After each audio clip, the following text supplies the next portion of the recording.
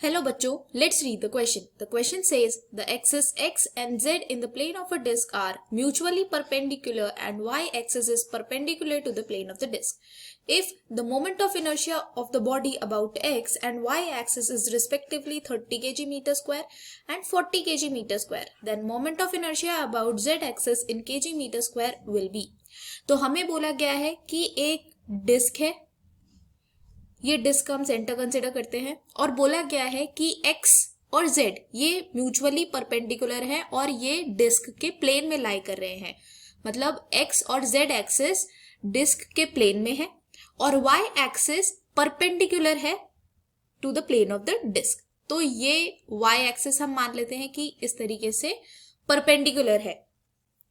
तो हमें moment of inertia across x axis given है 30 kg metre square and moment of inertia across y axis given है 40 kg metre square और हमें calculate करना है moment of inertia across z axis.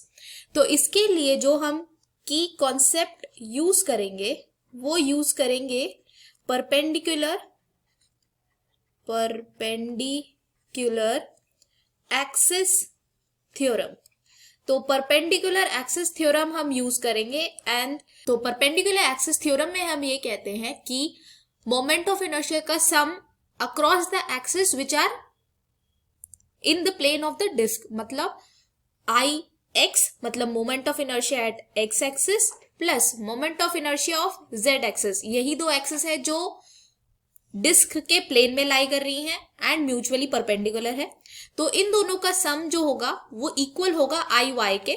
I Y वो axis है, moment of inertia है उस एक्सिस पे which is perpendicular to the plane of the disc. तो ये है हमारा perpendicular axis theorem. I X plus I Z is equal to I Y for this condition. अब आई एक्स हमें given है, moment of inertia at X axis is 30 plus I Z हमें calculate करना है और आई वाई हमें 40 given है। तो हम आई जेड बोल सकते हैं कि ये होगा 40 minus 30 and that is equal to 10 kg metre square. तो जो हमारा मोमेंट ऑफ इनर्शिया आ रहा है that along Z axis is 10 kg metre square. तो जो हमारा करेक्ट ऑप्शन है वो है ऑप्शन 3 10।